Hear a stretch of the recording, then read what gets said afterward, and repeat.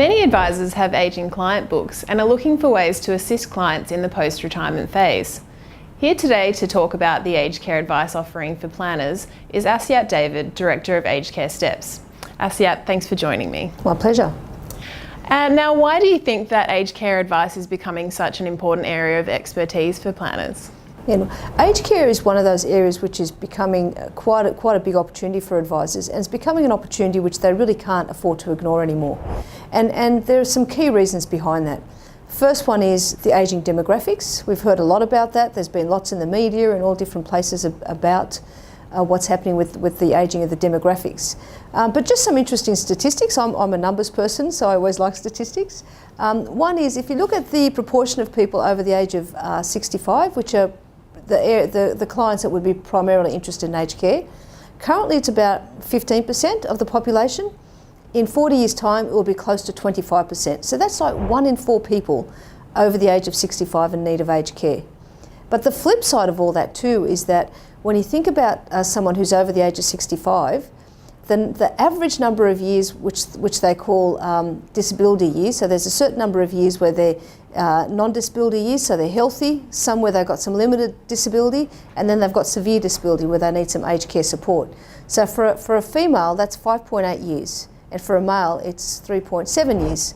So that's a long time to be needing, on average, aged care support or support around those severe disability years. So what it means is that there is a great need for people over the age of 65 for some type of aged care support.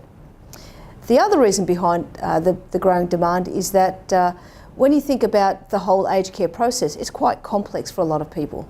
The fees are complex, the rules keep changing, there's a lot of complexity. It's quite expensive now around, especially if you want to move into a nice facility. So there's a big financial decision that needs to be made, and that's where an advisor can really help a client in knowing what to do and what the best options are for them. And one more thing, the third reason is that as they're going through the process, it's actually quite a complex process as well. There's the 3 Gs of aged care, as we call it. One is that there's a lot of grief, because the children are generally dealing with the parents and feeling a lot of grief. There's also a lot of guilt, because they may have the way that they've dealt with their parents. And the third one, unfortunately, is greed. And so an advisor really can add a lot of value among all of those things to help coordinate the family. And so there is a lot of demand, I think, for an advisor to help a client deal with those complexities of aged care. And are you seeing many advisors becoming specialists in this area, or are they more integrating it into their existing business?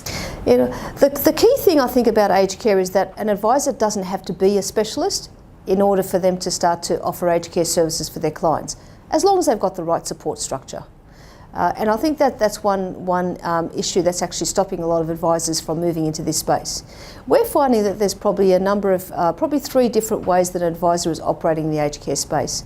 One is where they might be a referrer, so the client asks them a question and it's a bit more of a kind of a passive outcome, and they might have an arrangement to refer the client on, or even to a paraplanning service.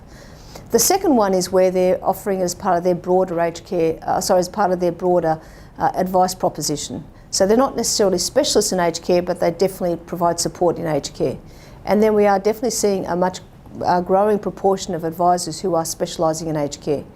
And that may be in a situation where they decide that that's really what they want to do and they enjoy it.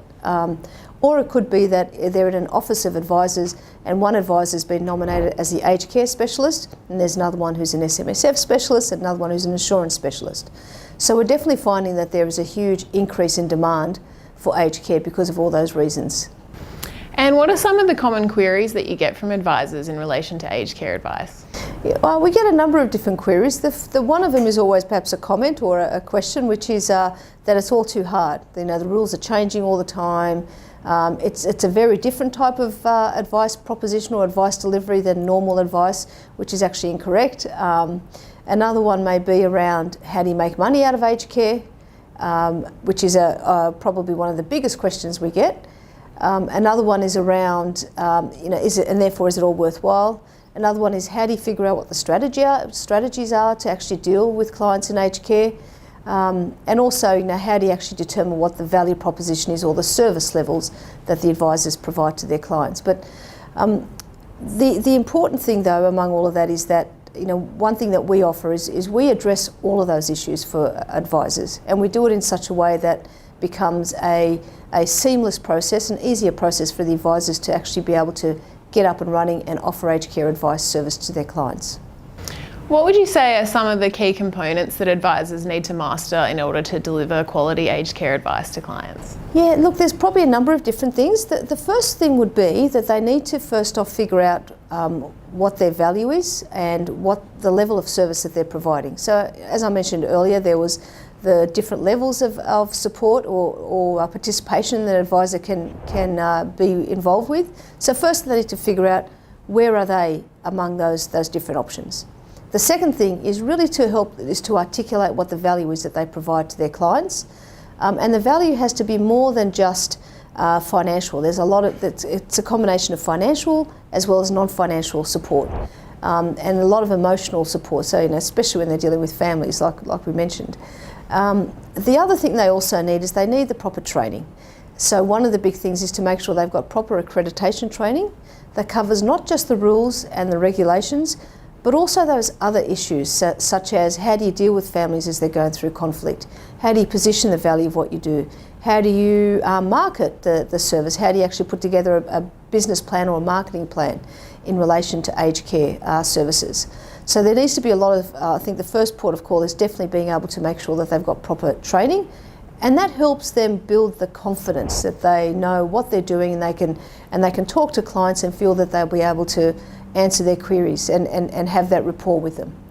The second thing is that they need support around things like the marketing material, access to information, access to support, calculators and the like, to make it easier rather than having to invent everything from scratch themselves, which really makes no sense whatsoever. And I think the third thing that they need is they need the software to be able to model the different scenarios and actually produce the full strategy paper or the SOA for the clients on aged care. And at Aged Care Steps, we actually provide support across all of those different areas, and we do it in such a way that, as I said, produces a very positive return on investment. And what sort of clients should advisors be targeting when they're developing their aged care advice offering? Yeah. The interesting thing is advisors probably don't realise this, but the clients they should be targeting are probably the clients they've got at the moment. Because remember those figures I mentioned about the disability years? The thing about that is often it's the children who are actually dealing with that on behalf of their parents rather than the elderly themselves. And so they're the ones who have the responsibility to actually look after their parents and make a lot of those decisions. So the target client for a lot of advisors is actually anyone who might be 45 to maybe 65 or so, who've got parents who are still alive or in-laws who are still alive. And that probably represents a pretty big portion of the overall advisors' client base. So the thing is that advisors don't really have to look too far outside of their own domain to be able to look at offering aged care services to clients. And in terms of pricing, how should advisors go about pricing their aged care offering?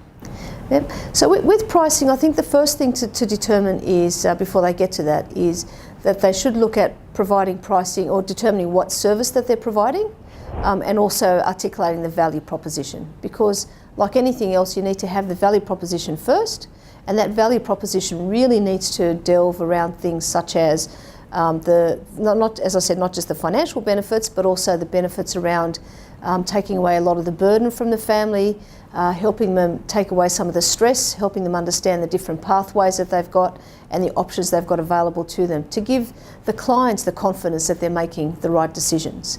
So that's the first part that they need to articulate.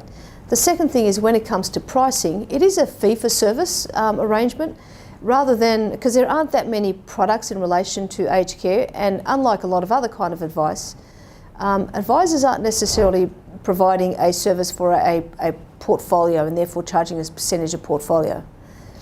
So we tend to find that just to deliver a strategy paper, advisors should be charging somewhere around $3,300 to $5,000 to the clients. But here's the important thing though, is that the revenue that they get from aged care is not just limited to that delivery of the strategy paper. There's a big opportunity for advisors dealing in aged care to then start to think about because they've built the relationships with the other family members, getting them on as clients. Building the relationships with professional referrers, because as part of the process they need to probably deal with the client's accountant or lawyer, and that builds a great opportunity to build that referral, which is another revenue opportunity. There's the opportunity for intergenerational wealth transfer, and of course there's the opportunity more broadly with then dealing with other service providers and beyond just their existing client base. So the important thing to realise is that when it comes to aged care, it is a very significant revenue opportunity for advisors, and that's why it's an area that can't be ignored. Great, Assyat, thanks very much for your time today. Thank you.